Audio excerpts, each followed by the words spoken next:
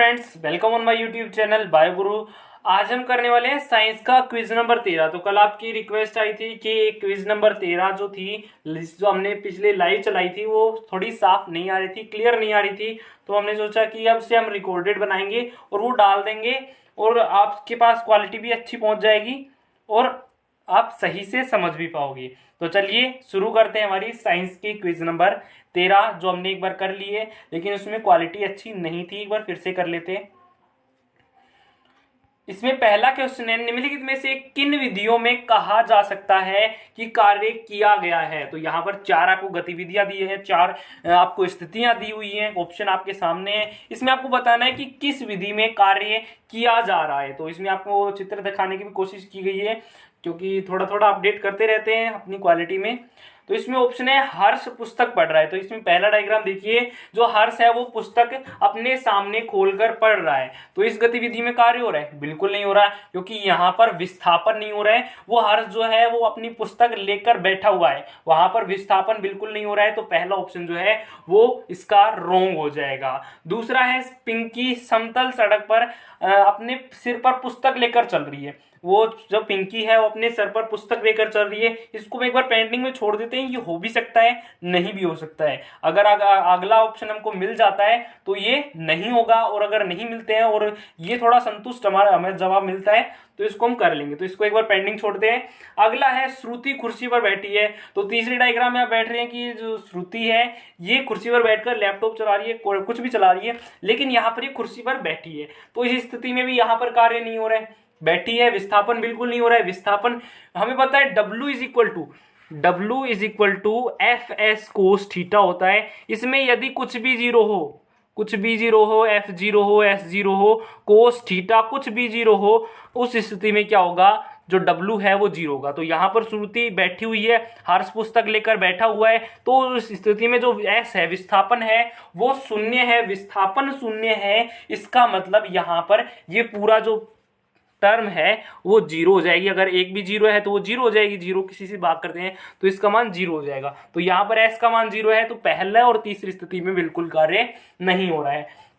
अगली हम देख लेते हैं, खुशी घर की दीवार को धक्का दे रही है परंतु वह ऐसा करने में असमर्थ है, असफल है। तो यहां पर भी क्या हो रहा है, जो खुशी है वो अपनी दीवार की धक्का दे रही है, वो बल तो लगा रही है, फोर्स तो लगा रही है, लेकिन वहां पर भी विस्थापन नहीं हो रहा है, ऐसे नहीं हो रहा है। तो इस स्थिति में भी क्या होगा कि जो W है वो जीरो हो जाएगा। यानी पहली, तीसरी और चौथी जो स्थिति है उसमें W is equal to zero होगा। और जो दूसरी स्थिति है उसको हमें पता है, उसके हमें एक बार पेंडिंग में छोड़ देना है। दूसरी स्थिति को पेंडिंग में क्यों छोड़ देना है, क्योंकि कभी कभी इसका मान जीरो मान भी लेता है, नहीं भी मानता है। ये ऑप्शन के हिसाब से है, तो ऑप्शन में इसमें सही हो जाएगा कि पिंकी जो है वो समतल सड़क पर इन पुस्तकों को लेकर चल रही है। पुस्तक है ये लेकर चल रही है, ये पिंकी है अपने सर पर लेकर चल रही है। तो इस स्थिति में क्या होगा, जैसे ये अब क्लियर नहीं आ रही है, एक बार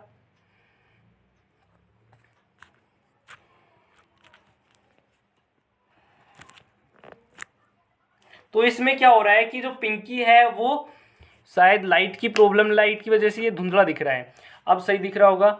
तो यहाँ पर क्या हो रहा है कि जो खुशी है वो लेकर बैठ रही है, लेकर चल रही है। तो इस स्थिति में क्या होगा कि जो बल है, पुस्तकों का जो बल है वो तो नीचे की ओर, W बराबर mg है, वो नीचे की ओर लग रहा है, लेकिन जो विस्थापन है, खुशी आगे चल रही है। तो यहाँ पर जो एंगल है वो 90 डिग्री बन रहा है। और एंगल जब हमें पता है कोस थीटा का मान 90 डिग्री होता है, तो कोस थीटा जीरो हो जाता है और ये पूरी टर्म जीरो हो जाती है। अगर आपने पिछली क्विज नहीं देखी है तो ये क्विज करने का कोई फायदा नहीं है, पीछे जो सारी क्विज है उनको कर लेंगे तो आपके एक एक बात समझ में आ रही होगी। तो अगर कोस थीटा जीरो होगा तो ये पूरी टर्म जीरो हो जाएगी। यानी पिंकी जो है वो अपनी पुस्तक लेकर चलती है, तो वहां पर भी कार्य नहीं हो रहा है। लेकिन हमें पता है पिंकी या कोई भी है वो बिल्कुल सीधा नहीं चलता है, बिल्कुल सीधा नहीं चलता है। अगर वो आगे चलेगा, जैसे ये पिंकी है, अब ये एक कदम यहां पर खड़ी हुई है, अब आगे जैसे ही चलेगी तो दूसरा कदम आगे रखेगी, तो दूसरा कदम आगे रखते ही उसका थोड़ा बहुत एंगल चेंज हो जाएगा और उस स्थिति में वो जो मान है वो थोड़ा हो जाएगा और उसका मान कुछ ना कुछ वर्क हो जाएगा। तो इस स्थिति में जो दूसरा ऑप्शन है वो बिल्कुल राइट है, ऑप्शन नंबर 2 बिल्कुल राइट है। अगर पिंकी समतल सड़क पर अपने सिर पर पुस्तक लेकर चल रही है तो उसमें हो सकता है कार्य, और ऑप्शन तो नहीं दिख रहे, तो इसको ही हमको राइट करना है।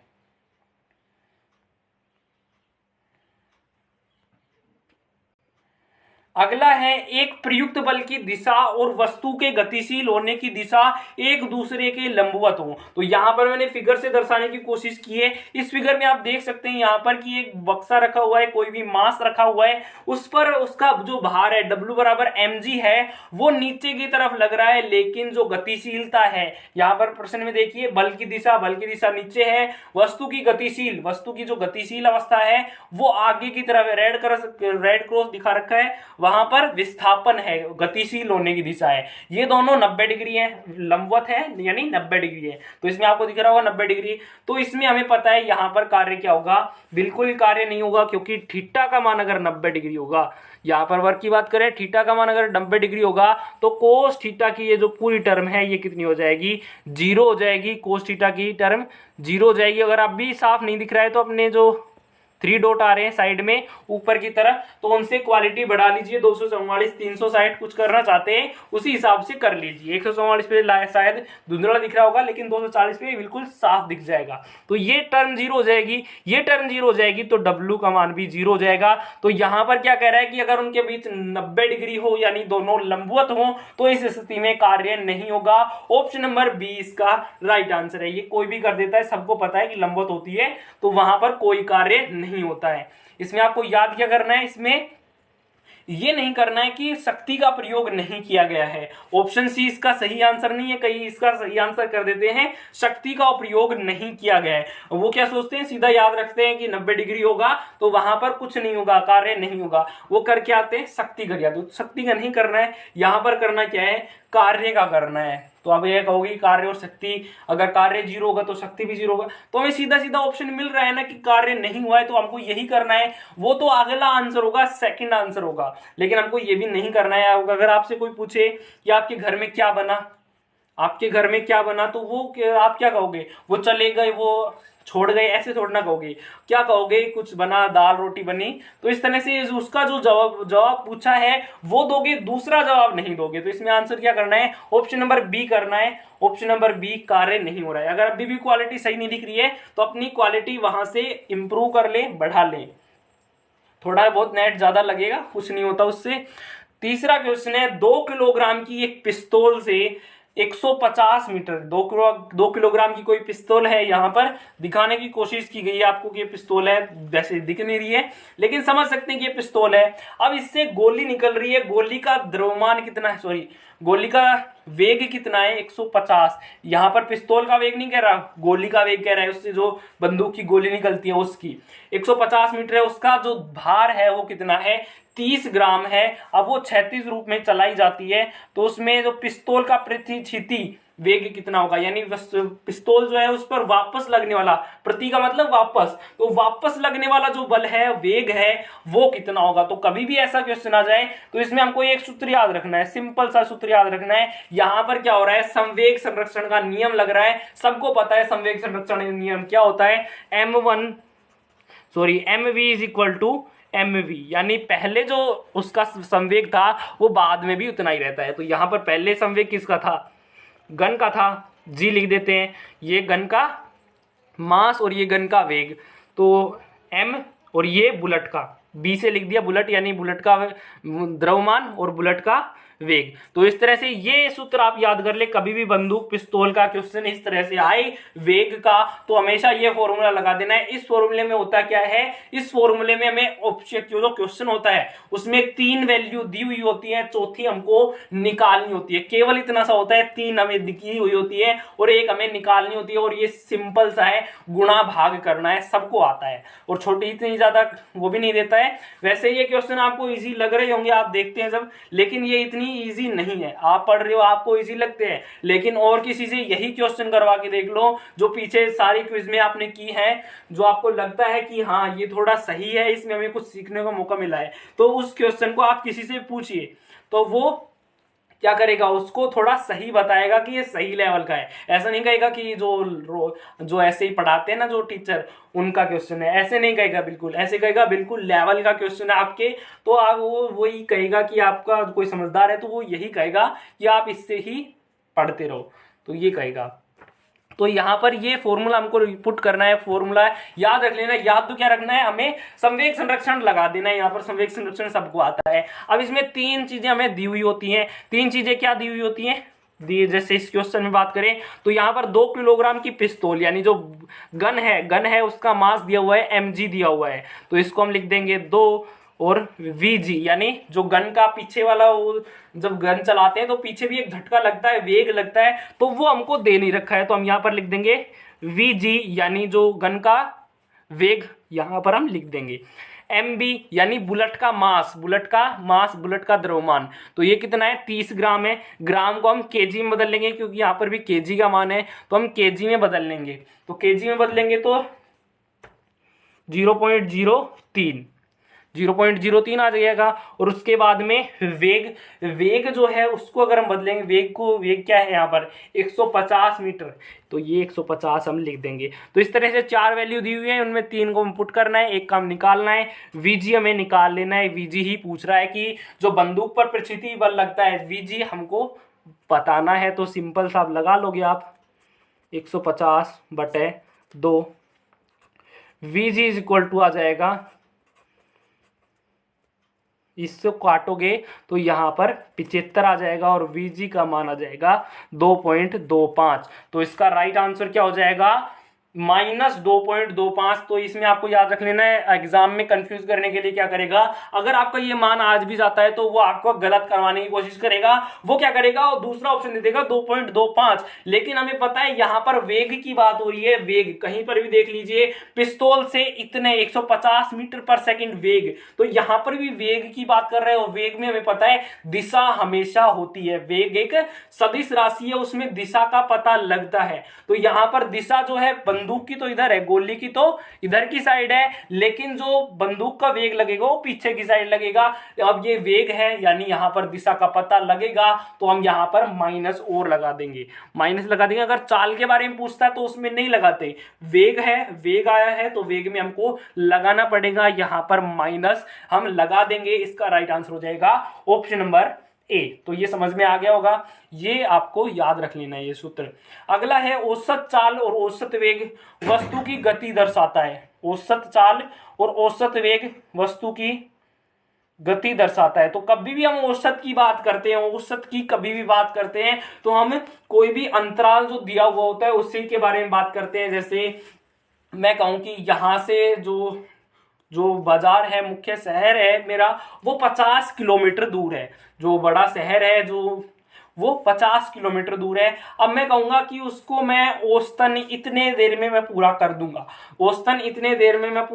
1 घंटे में पहुंच जाऊंगा, 2 घंटे में पहुंच जाऊंगा, जितना भी समय बताऊंगा। तो वहां पर मैं हमेशा अंतराल के बारे में बात करूंगा, जब भी औसत। जैसे औसत चाल, तो चाल हम निकालते हैं तो औसत तो हम क्या करते हैं, उसमें समय का भाग लगा देते हैं। जो अंतराल होता है, समय 2 तरह के होते हैं, एक तो विशेष समय जो होता है जैसे 2:02, एक ऐसे होता है समय अंतराल यानी 2 घंटे 2 मिनट, एक तो अंतराल होता है और एक निश्चित समय होता है। तो जब भी हम औसत की बात करते हैं तो कभी भी आप देख लीजिए, औसत की जब भी बात करते हैं तो वहां पर अंतराल की बात करते हैं। जैसे इस फिगर में देखिए, ये जो कार है इसकी स्पीड है 2 मीटर पर सेकंड। अब वो 2 सेकंड बाद भी 2 मीटर पर सेकंड रहती है, उसके 2 सेकंड बाद भी 2 मीटर। तो जब भी हम इसका औसत निकालेंगे तो औसत कैसे निकालेंगे, जब औसत निकालेंगे तो हमेशा समय की बात ही करेंगे। जो अंतराल दिया हुआ है 2 सेकंड का, वही हम भाग लगाएंगे, तो 2 सेकंड अंतराल है। तो यहां पर ऑप्शन नंबर डी इसका सही आंसर हो जाएगा कि अंतराल के दौरान। यहां पर विशेष नहीं आएगा, समय विशेष किस में आता है, तात्कालिक जो होता है। जैसे तात्कालिक वेग आपने सुना होगा, तात्कालिक चाल, जैसे अगला क्वेश्चन वही है तात्कालिक, तो उसमें आपको समझ में आ जाएगा तात्कालिक का मतलब क्या होता है।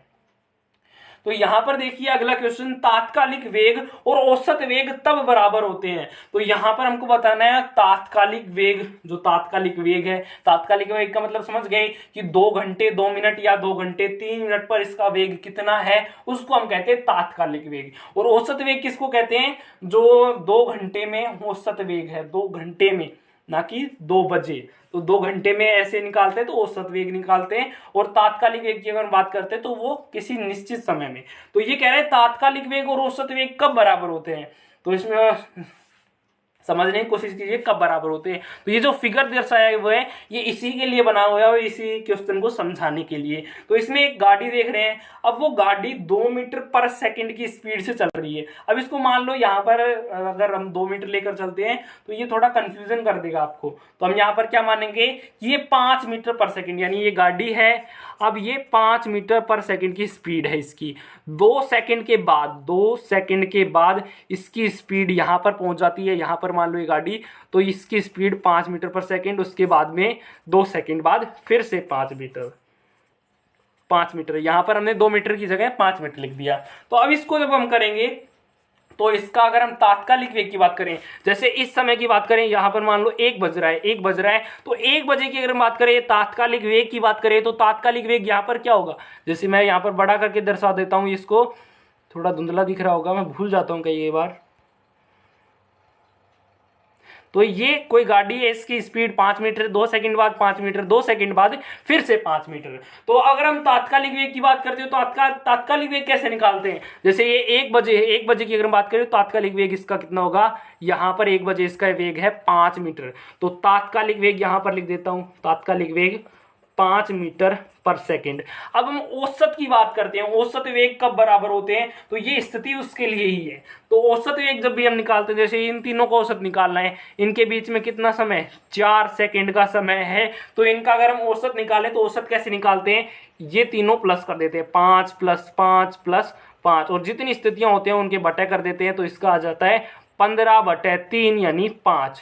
तो जो औसतन वेग है वो भी कितना होता है, 5 मीटर पर सेकंड होता है। यानी यहां पर जो तात्कालिक वेग है और औसत वेग है वो दोनों बराबर होते हैं। तो आपको यहां से क्या पता लगा कि जब भी कोई वस्तु है उसकी स्पीड बिल्कुल बराबर है, कहीं पर भी चले जाओ उसकी स्पीड बराबर है, 5 मीटर 5 मीटर 5 मीटर, कहीं पर भी 2 किलोमीटर बाद भी 5 मीटर 5 मीटर। तो उस स्थिति में क्या होगा, उसका जो तात्कालिक वेग और औसत वेग है वो बिल्कुल समान रहेगा। यानी कहीं पर भी हम रोक के देख ले, जैसे 1 किलोमीटर रोक के कोई चेक पॉइंट है तो वहां पर अगर आप ले तो वहीं पर भी उतना ही हो। और अगर औसत की बात करें, जैसे यहां से निकल गया वो 5 मीटर और 1 किलोमीटर जाकर वो रुक गया, तो उस स्थिति में हमको क्या कर लेना है, उसका वो देख लेना है कि उसके कितने समय लगा हुआ है, तो उससे हम निकाल लेंगे, और उसका अगर बराबर आता है तो वहां पर तात्कालिक वेग और औसत वेग बराबर होते हैं। यानी इससे पता क्या लगा कि चाल अगर बराबर हो तो वहां पर वेग बराबर हो तो वहां पर तात्कालिक वेग और औसत वेग बराबर होते हैं। तो यहां पर इसका राइट आंसर क्या हो जाएगा, अगर वेग बराबर हो तो तात्कालिक वेग और औसत वेग दोनों बराबर होंगे। अब ऑप्शन देख लेते हैं, एक समान त्वरण एक वृत्त में चल रहा हो, लेकिन यहां पर हमें आंसर क्या मिला कि एक समान वेग हो तब, तो एक समान वेग तो ऑप्शन में है नहीं, तो इसमें हमें त्वरण निकालनी है, त्वरण ऑप्शन में है तो त्वरण निकालनी है। एक समान वेग का मतलब त्वरण जो है वो 0 है, यानी त्वरण का मतलब क्या होता है कि कोई भी प्रति सेकंड में कितनी स्पीड बढ़ रही है उसको हम त्वरण कहते हैं। तो यहाँ पर स्पीड तो बढ़ ही नहीं रही है, तो त्वरण कितनी होगी, 0 होगी। यानी यहाँ पर जो इस स्थिति में त्वरण जो है वो 0 होगी। ऑप्शन नंबर डी इसका सही आंसर हो जाएगा। तो समझ में आ गया होगा, बहुत ज्यादा टाइम लगा दिया इस क्वेश्चन में तात्कालिक वेग और औसत वेग के। अगला है लार ग्रंथि से स्रावित एंजाइम, लार ग्रंथि से, तो इसमें हमें पता है लार ग्रंथि से कौन सा एंजाइम निकलता है, लार ग्रंथि से टाइलिन एंजाइम निकलता है, और उसी को हम कहते हैं एमाइलेज। उसी को हम क्या कहते हैं, एमाइलेज एंजाइम कहते हैं। दोनों नाम आ सकते हैं, दोनों याद रखने हैं। लार ग्रंथि से जो स्टार्च का पाचन करते हैं वो उसी को हम एमाइलेज कहते हैं, और उसी को हम टाइलिन कहते हैं। तो टाइलिन भी आ सकता है, एमाइलेज भी आ सकता है, इसको आपको याद कर लेना है। और ये भी याद कर लेना है कि स्टार्च का पाचन कौन सा एंजाइम करता है, एमाइलेज एंजाइम करता है। तो कुछ तो मुंह में ही हो जाता है, जो स्टार्च होती है जो हम खाते हैं, चावल मांड कुछ भी खाते हैं, तो वहां से कुछ तो वहीं पर कन्वर्ट होता है, एमाइलेज एंजाइम होता है। और बाकी जो 45% है वो कहां पर, छोटी आंत में होता है। छोटी आंत में जो अग्नाशय से रस आता है, अगर आप बायोलॉजी में हो तो आपने हमारी वीडियो देखी होगी, तो उसमें आपको समझ में आ गया होगा कि एमाइलेज एंजाइम अग्नाशय से आता है और छोटी आंत में जो बचा हुआ स्टार्च होता है उसको खत्म कर देता है।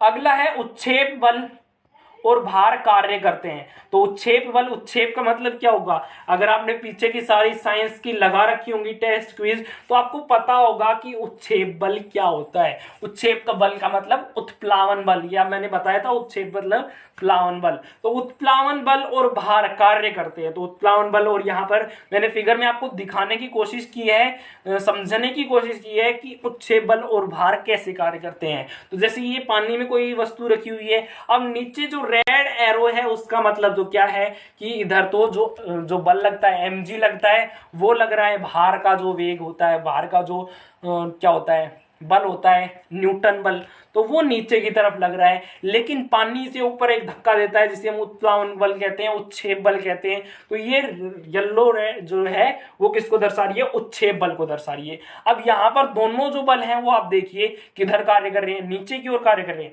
नहीं, नीचे की ओर तो क्या कर रहा है, नीचे की ओर तो केवल भार वाला कार्य कर रहा है। अगला है विपरीत दिशाओं में, तो ये सही है कि विपरीत दिशाओं में कार्य कर रहे हैं। नीचे तो भार वाला कार्य कर रहा है और ऊपर उत्क्षेप बल। तो ये ऑप्शन नंबर 20 का सही आंसर हो जाएगा। और देख लेते हैं ऊपर की ओर, तो दोनों ऊपर की ओर नहीं करते, एक करता है ऊपर की ओर, तो इसका ये भी सही नहीं है। समान दिशाओं में, तो ये भी नहीं होगा, समान दिशाओं में, विपरीत दिशाओं में करते हैं। ऑप्शन नंबर बी इसका सही आंसर हो जाएगा। समझ में आ रहा होगा मुझे लगता है। अगला है निम्नलिखित कारणों में से किसके कारण बादल आकाश में तैरते हैं। तो आकाश में क्यों तैरते हैं, ऑप्शन है निम्न ताप, निम्न गति, निम्न दाब या निम्न घनत्व के कारण। तो इसमें आपको बताना है कि जो बादल होते हैं हम देखते हैं कि वो आकाश में तैरते रहते हैं, तो वो आपको बताना है क्यों तैरते रहते हैं, तो उसका कारण क्या है। तो इसमें आपको कोई भी जो तैरता रहता है तो उसमें कारण क्या होते हैं, मेनली रूप से दो होते हैं, या तो उनका निम्न दाब है यानी उनमें दाब कम है इसलिए वो हवा में चले गए, या फिर उनमें निम्न घनत्व है। तो इसमें आप ही बताइए कि इसका आंसर क्या होगा, कि बादलों में निम्न दाब के कारण वो आकाश में तैरते हैं या फिर निम्न घनत्व के कारण। तो इसका right answer option number D, यानी निम्न घनत्व के कारण। बादलों में घनत्व जो होता है, अणु होते हैं वो दूर दूर होते हैं, जैसे इसमें दिख रहा होगा रेड डॉट्स जो है वो दूर दूर होते हैं, जबकि ठोसों में बिल्कुल पास पास होते हैं, उनमें घनत्व ज्यादा होता है। लेकिन बादल है, जो बादल होते हैं उनमें घनत्व कम होता है, इसलिए वो आकाश में चले जाते हैं बादल। तो ऑप्शन नंबर डी इसका सही आंसर होगा। अगला है चित्र में दर्शाए गए संकेत को विद्युत परिपथ के संदर्भ में क्या कहते हैं। तो इसमें आपको चित्र दर्शाया हुआ है, एक गोला है बीच में और उसमें कुछ उभार उठा हुआ है और तार जा रहा है, तो इसको हम क्या कहते हैं। ऑप्शन है प्रतिरोध, प्लग कुंजी, विद्युत बल्ब या फिर बैटरी। तो इसका राइट आंसर है ऑप्शन नंबर, अब बताइए ऑप्शन नंबर कौन सा होगा, काफी सिंपल सा है, सबको पता है। ऑप्शन नंबर सी इसका राइट आंसर होगा, विद्युत बल्ब, ऑप्शन नंबर सी विद्युत बल्ब। तो इसमें आप देखिए यहां पर अगर हम प्रतिरोध का बात करते हैं, प्रतिरोध की, तो ये थोड़ा बड़ा होने में प्रॉब्लम करता है बार बार। जैसे अगर हम प्रतिरोध के बारे में बात करें, प्रतिरोध के बारे में, तो प्रतिरोध का सिंबल इस तरह से दर्शाया जाता है। जो विद्युत धारा में तार वगैरह दर्शाया जाता है तो उसमें प्रतिरोध इस तरह से दर्शाया जाता है। दूसरा ऑप्शन क्या है, प्लग कुंजी। तो प्लग कुंजी को एक तो इस तरह से दर्शाया जाता है, इस तरह से दर्शाया जाता है, या फिर इसको इस तरह से दर्शाया जाता है, प्लग कुंजी को। अगला है विद्युत बल्ब। तो विद्युत बल्ब आपको दिख ही रहा होगा, एक इस तरह से है और उसमें या तो इस तरह से दिखेगा या फिर आपको विद्युत बल्ब इस तरह से दिखाई देगा। लेकिन जो कॉम्पिटिटिव एग्जाम होंगे उनमें ये कम ही मिलेगा, क्योंकि देखते ही पता चल रहा है बल्ब है, तो इसलिए ये भी दे सकते हैं, तो इसमें यही दिया हुआ है। अगला है बैटरी। तो बैटरी तो आप सभी को पता है बैटरी कैसे दर्शाते हैं, तो इस तरह से ये बैटरी को दर्शाते हैं। तो ये सिंबल आपको याद कर लेने, कई बार एग्जाम में पूछता है।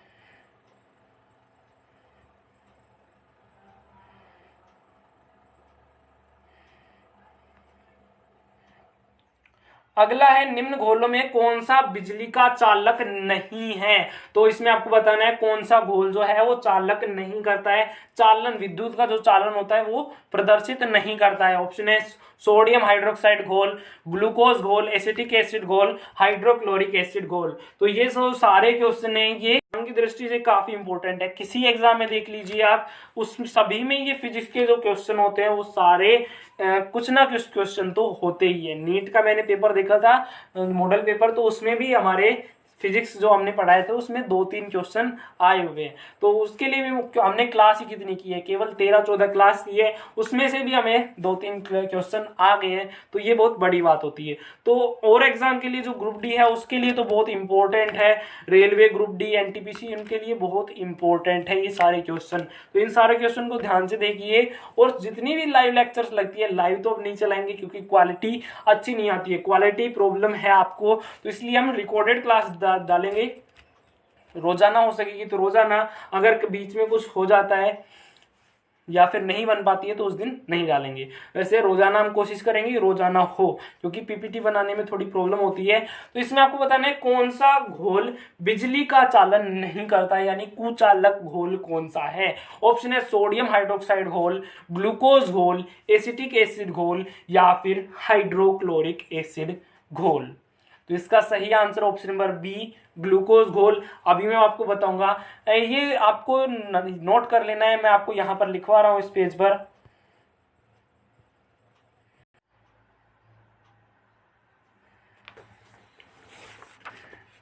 इसमें आपको नोट क्या करना है, इसमें आपको नोट ये करना है कि विद्युत के चालक कौन कौन से होते हैं, यानी चालन के आधार पर हम दो भागों में बांटते हैं। एक तो चालक पदार्थ जो होते हैं, जो चालन करते हैं, प्रदर्शित करते हैं, उनको हम चालक कहते हैं, और दूसरे होते हैं कुचालक।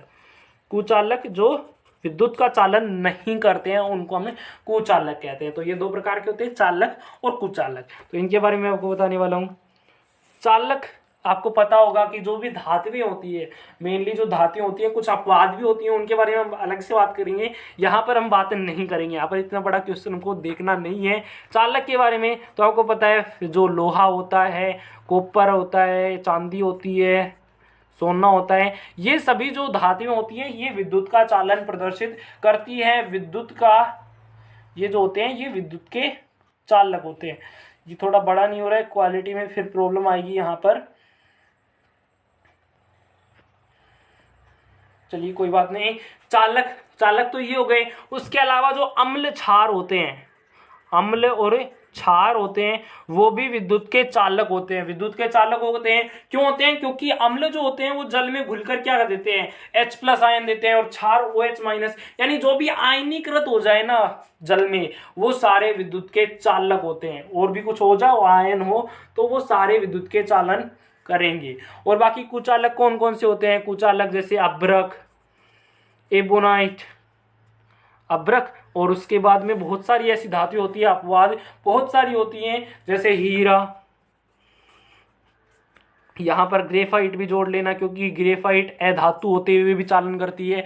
उसके अलावा मेनली रूप से यहाँ पर जो क्वेश्चन पूछा गया है उसके बारे में मैं बताना चाहता हूँ। इसके अलावा यहाँ पर एक चीज और नोट कर लेना अपने दिमाग में या फिर अपनी कॉपी में, हाइड्रोकार्बन जितने भी होते हैं वो सारे कुचालक होते हैं। जैसे हम बात करें तो C2H6H5OH, C2H5OH जो है वो हाइड्रोकार्बन है, क्योंकि इसमें क्या होते हैं, कार्बन भी होते हैं और हाइड्रोजन भी होते हैं, तो ये हाइड्रोकार्बन है, ये विद्युत के कुचालक होते हैं। और बाकी जो बेंजीन रिंग है, फिनोल है, वो सारे जो होते हैं वो विद्युत के कुचालक होते हैं, क्योंकि वो हाइड्रोकार्बन है। इसके अलावा C6H12O6, ये भी क्या है, हाइड्रोकार्बन है, तो इसको भी नोट कर लेना। तो यहां पर क्या पूछा है, ऑप्शन में चलते हैं। ऑप्शन में क्या बोल रहा है, सोडियम हाइड्रोक्साइड घोल, यानी NaOH, तो ये क्षार है, NaOH एक क्षार होता है, तो ये इसका घोल चालन करेगा।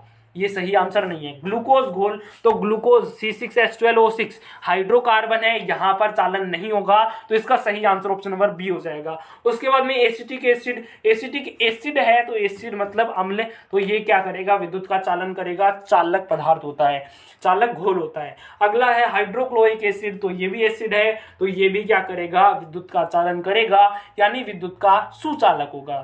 तो इसमें ऑप्शन नंबर 20 का सही आंसर होगा। यदि एक परिपथ के माध्यम से, यदि एक परिपथ है, कोई परिपथ है, उसके माध्यम से विभवांतर जो है और धारा है उसको यदि हम दोगुना कर देते हैं, उस माध्यम में यदि हम विभवांतर और धारा को दोगुना कर देते हैं, तो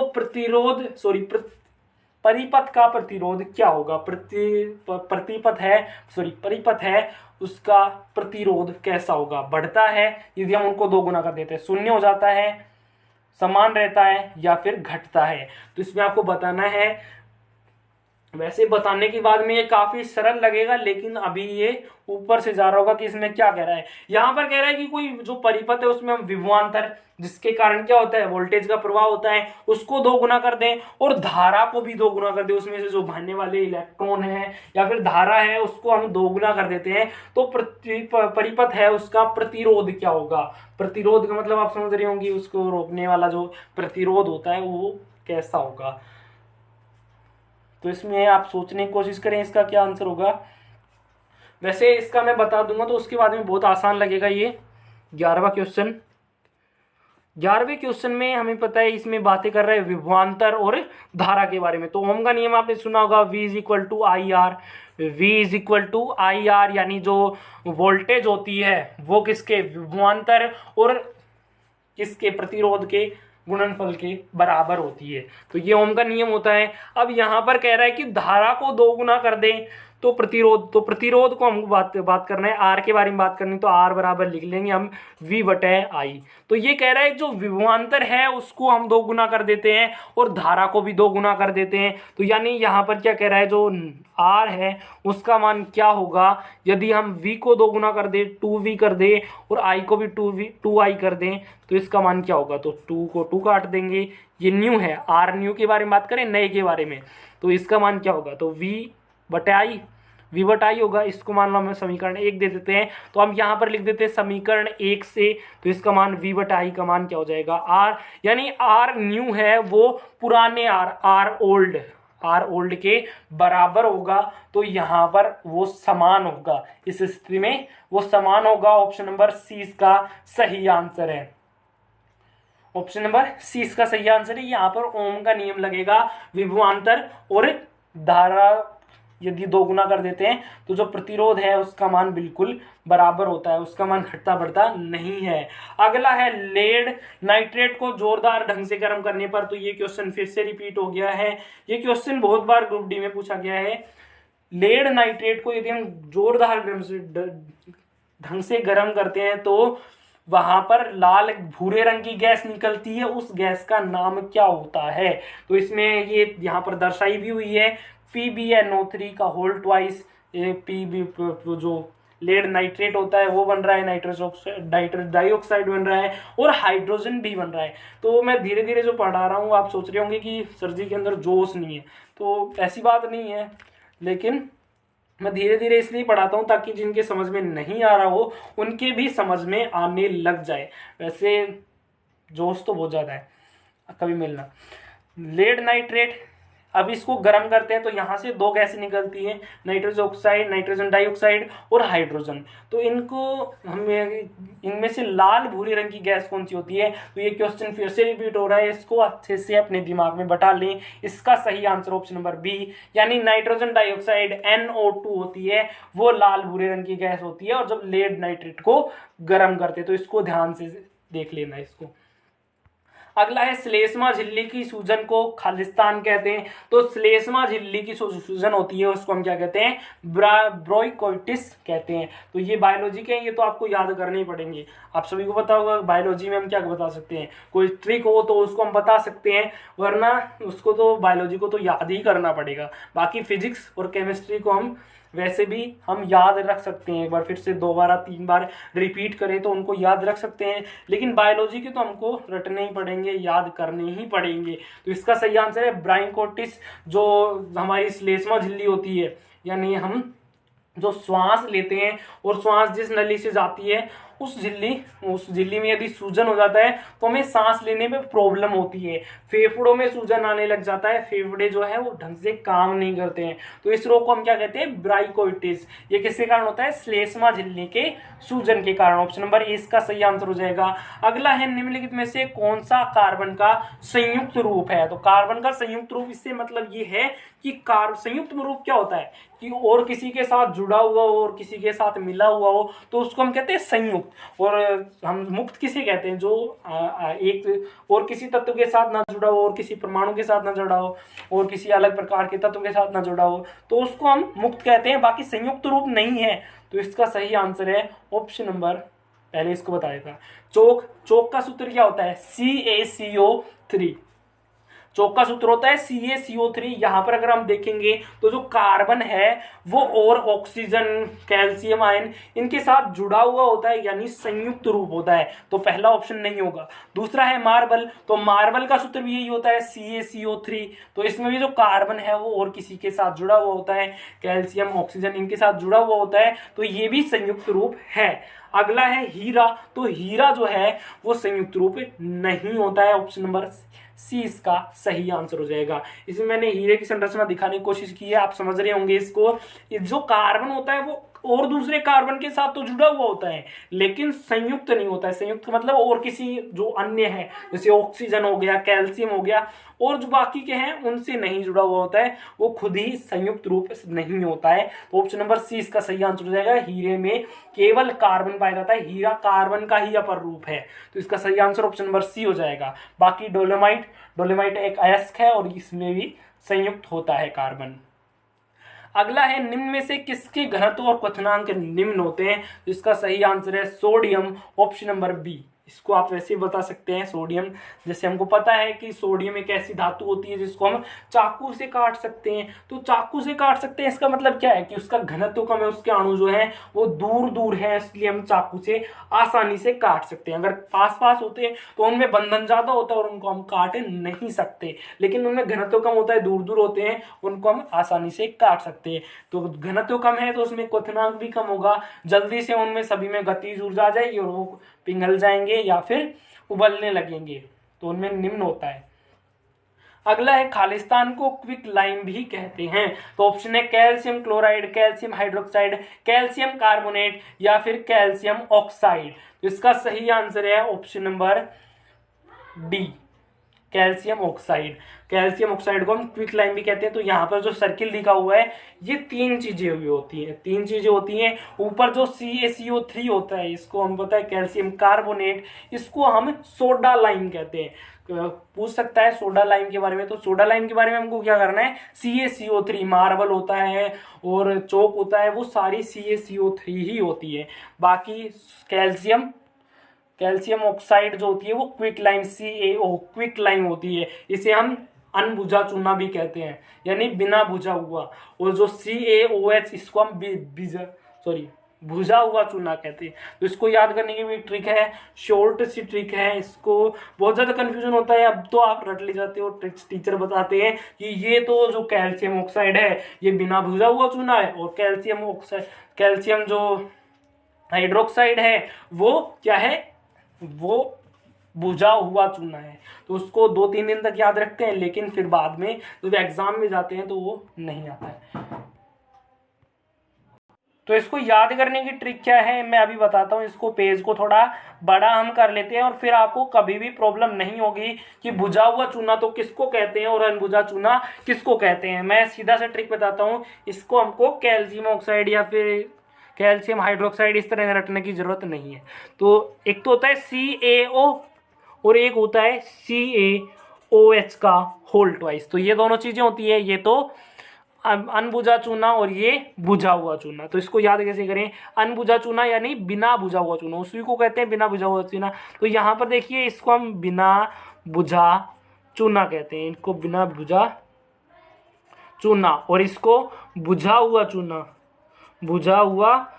चूना या बुझा चूना। तो इसको याद कैसे करें? इसमें आप देखिए यहाँ पर 3 शब्द हैं, बिना बुझा चूना है, और यहाँ पर CA और O, और यहाँ पर हैं 2 शब्द बुझा चूना, तो इसको हम कैल्शियम और हाइड्रोक्साइड Ca और OH का होल ट्वाइस से याद रख सकते हैं, या फिर इस तरह से भी याद रख सकते हैं कि छोटा जो है उसके साथ बड़ा होगा और जो बड़ा है उसके साथ छोटा होगा। वैसे सिंपल सा है, बड़ा छोटा आप याद नहीं रख सकते, तो सीधा सा याद है कि CaO, इसमें 3 शब्द हैं और यहाँ पर आप कहोगे कि 4 शब्द हैं, इस तरह से नहीं।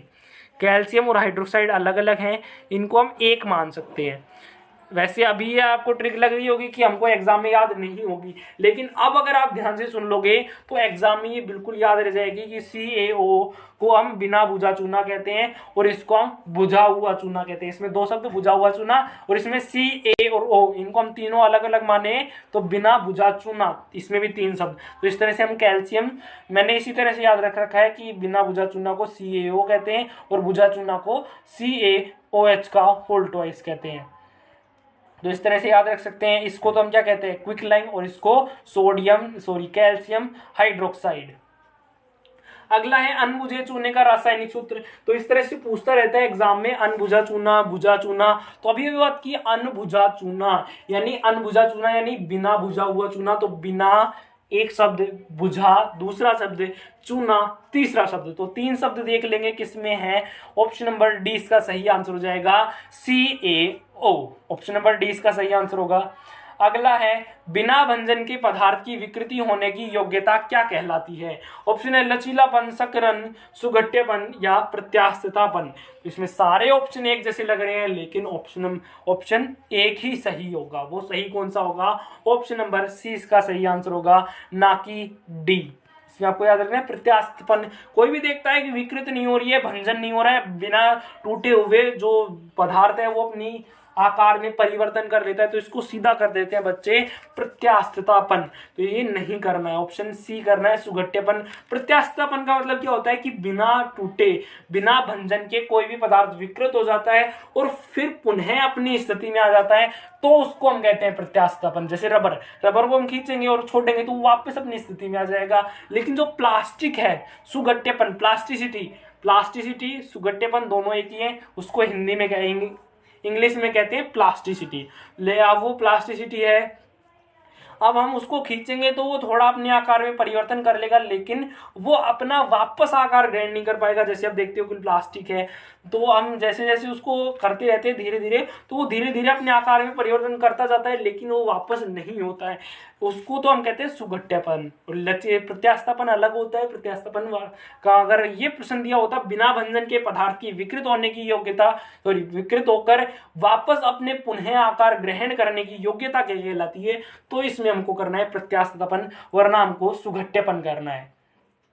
अगला है क्लोरीन गैस का उपयोग निम्न में से किसके निर्माण में किया जाता है। तो क्लोरीन गैस, ये जो होती है फ्लोरीन गैस, इनका उपयोग किसके लिए किया जाता है, ब्लीचिंग पाउडर के, CaOCl2, आपने नाम सुना होगा ब्लीचिंग पाउडर। तो इसके निर्माण में CaOCl2, तो यहाँ पर Cl2 है। तो ये जो क्लोरीन और क्लोरीन गैस होती है, इनका उपयोग हम ब्लीचिंग पाउडर का उपयोग करने के लिए करते हैं। ऑप्शन नंबर सी इसका सही आंसर हो जाएगा। ब्लीचिंग पाउडर का सूत्र होता है, ये भी आप नोट कर सकते हैं, CaOCl2। अगला है एक मानव शरीर में अनैच्छिक मांसपेशी कहाँ पर स्थित होती है। तो अनैच्छिक मांसपेशी हमें पता है दो तरह की मांसपेशी होती है, वैसे तो तीन तरह की होती है, लेकिन आप बायोलॉजी की स्टूडेंट नहीं हो इसलिए आपके लिए दो ही होती है। एक तो ऐच्छिक पेशी, कार्डियक के बारे में बहुत कम पूछता है, नहीं पूछता है कार्डियक, आज तक तो नहीं पूछा है, आगे नहीं पता है। कार्डियक के बारे में नहीं पूछता है, वैसे दो के बारे में पूछता है, ऐच्छिक और अनैच्छिक पेशी, दो के बारे में पूछता है। अब ऐच्छिक पेशी तो ऐसी होती है जो अपने हम मूवमेंट कर सकते हैं, अपने दिमाग से कंट्रोल कर सकते हैं, और एक ऐसी होती है जो हम ब्रेन से कंट्रोल नहीं कर सकते हैं, उनको हम कहते हैं अनैच्छिक। तो ऐच्छिक पेशियां तो जो होती हैं, जैसे हाथ की पेशी, पैर की मांसपेशी, तो इनको हम अपनी मर्जी से मूवमेंट करा सकते हैं, और जो अनैच्छिक पेशी होती है उसको हम मर्जी से मूवमेंट नहीं करा सकते हैं। तो यहाँ पर इसका सही आंसर हो जाएगा ऑप्शन नंबर डी, या सॉरी ऑप्शन नंबर सी, दिमाग, सॉरी दिल जो होता है, हार्ट होता है, उसको हम खुद की मर्जी से मूव नहीं करा सकते हैं। ऐसे थोड़ा ना करा सकते हैं, हमारी मर्जी हुई तो हमने बीपी को जो है वो बहुत ज़्यादा बढ़ा लिया, डॉक्टर हमारे नाप रहे हैं और हम अंदर ही अंदर सोच रहे हैं कि हमारा जो दिल है वो अंदर अंदर तेज तेज धड़के, जिससे बीपी ज़्यादा है और हम बीमार लगे। लेकिन ऐसा नहीं होता है। अनैच्छिक पेशी होती है वो मानव शरीर के द्वारा कंट्रोल नहीं होती है। इसका सही आंसर है दिल यानी हार्ट। तो आज की हमारी क्विज यहीं पर एंड होती है। रोजाना 3 बजे क्विज तो नहीं हो सकेगी लाइव, वैसे वीडियो डाल दी जाएगी आपके लिए रोजाना नोटिफिकेशन आपके पास पहुंच जाएगा और आप उसे तुरंत देख भी लेंगे। तो आशा करता हूं कि आपको ये सारे समझ में आ गए होंगे। अगर कोई भी क्वेश्चन में कुछ भी डाउट होता है तो नीचे कमेंट सेक्शन में जरूर लिखें, अगली क्विज में हम हो सके तो उसमें दोबारा से रिपीट कर देंगे। लेकिन इसके लिए आपको करना क्या है, अब ये लाइव नहीं हो रही है तो इसका मतलब ये नहीं है कि आप वीडियो को नहीं देखेंगे, इसका मतलब बिल्कुल नहीं है। इसका मतलब ये है कि लाइव आपके लिए इसलिए बनाई जा रही है, लाइव के लिए ये अपलोडेड वीडियो इसलिए की जा रही है ताकि क्वालिटी में कोई प्रॉब्लम ना हो आपको और बिल्कुल अच्छे से समझ में आ जाए, इसलिए की जा रही है। अब आप क्या करेंगे, वीडियो डलते ही नोटिफिकेशन जैसे पहुंचता है या फिर जब भी आप नोटिफिकेशन देखते हो तो वहां पर क्लिक करेंगे और पूरी वीडियो लगातार देखेंगे।